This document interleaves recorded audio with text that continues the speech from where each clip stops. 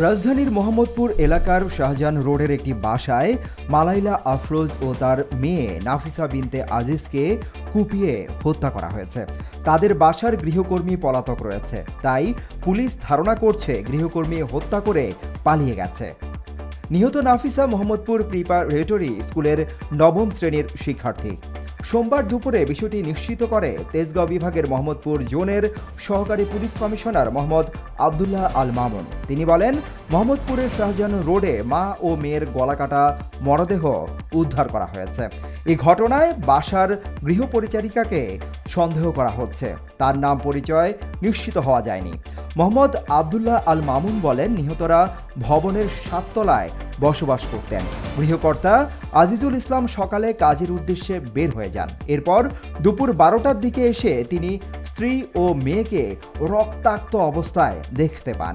মেয়ে নাফিসাকে জীবিত অবস্থায় পেলেও হাসপাতালে নেয়ার পর সে মারা যায়। এক দফা দাবিতে শিক্ষা ভবনের সামনে অবস্থান কর্মসূচি পালন করেছেন 7 কলেজের আন্দোলনরত শিক্ষার্থীরা। তারা বলছেন, দাবি আদায় না হওয়া পর্যন্ত আন্দোলন চালিয়ে যাবেন। আলোচনা সাপেক্ষে পরবর্তী কর্মসূচি ঠিক করার কথাও বলেন শিক্ষার্থীরা।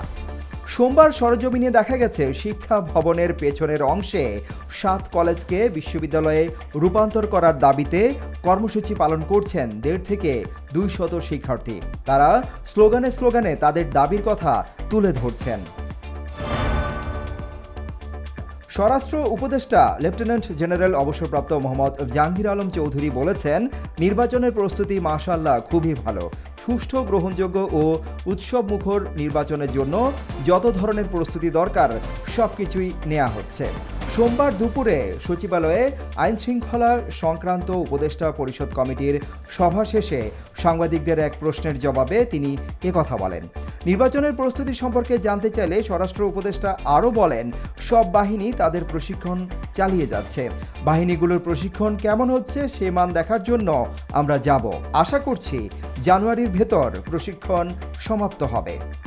Desk report, hello Bangladesh, Dhaka.